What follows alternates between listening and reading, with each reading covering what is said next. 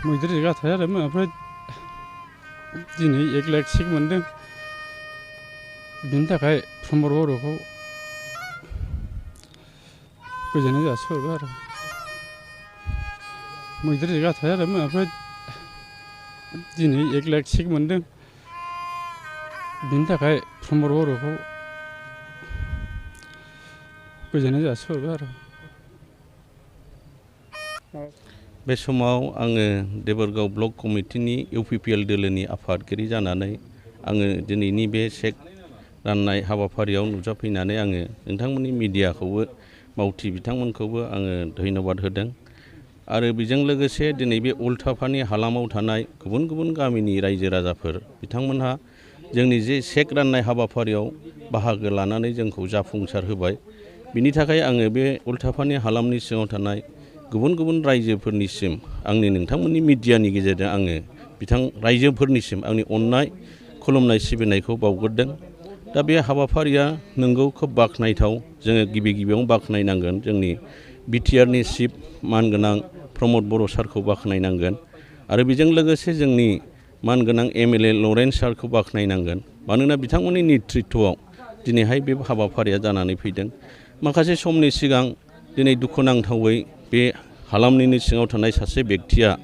दिनै मैदेरजों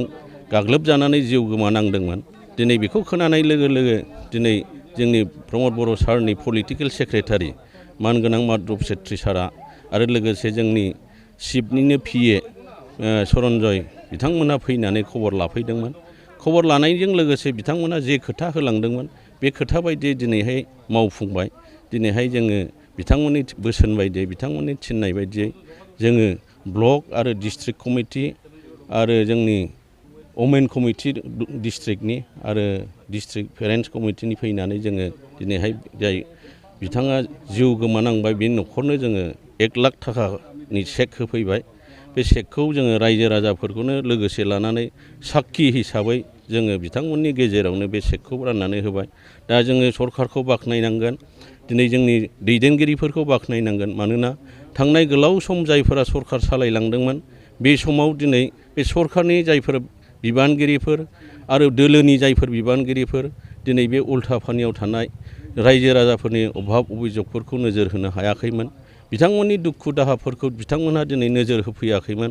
जोङो मिथिदों रायजो राजाफोरनि खोथाफोरनिफ्राय दिनै गोबाव समनिफ्रायनो उल्टाफानियाव थानाय सरलपारायाव थानाय रायजो राजाफ्रा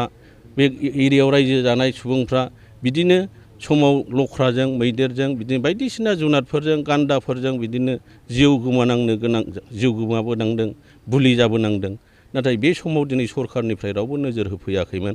जायफ्रा जिउ गोमालांदों बिथांमोननि सायाव जेबो नायफैयाखैमोन अनसुंथाइफोर होफैयाखैमोन नाथाय दिनै UPPL सरकारा दिनै बे ओनसोलनि रायजो राजाफोरनि सायाव अभाब अभिजगफोरखौ नोजोर होयै दिनैबो बेबायदिनो मैदेरजों जिउ गोमानांनाय बेक्तिनो दिनैहाय सरकारनि चिफ केयार फान्डनिफ्राय 1 लाख रांखौ दान होफैबाय दा बियो न'खरनि सायाव बे न'खरनि बेक्तिया बे रांजों जाहाथे जिबनाव आरो संसार जानायाव माबा मोनसे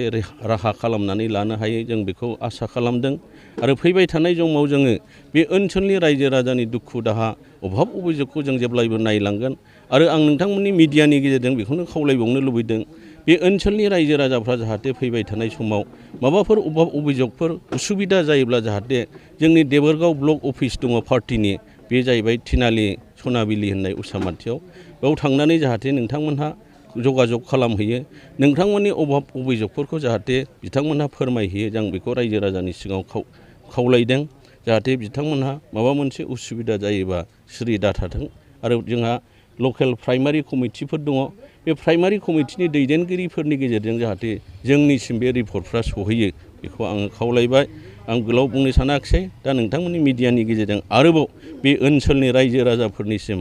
आंनि अननाय मोजां मोननाय खुलुमनाय सिबिनायखौ आरो खेबसेबाव बावहरबावनानै आंनि सुंद' बुंनायखौ आं बेयावनो फोजोबबाय।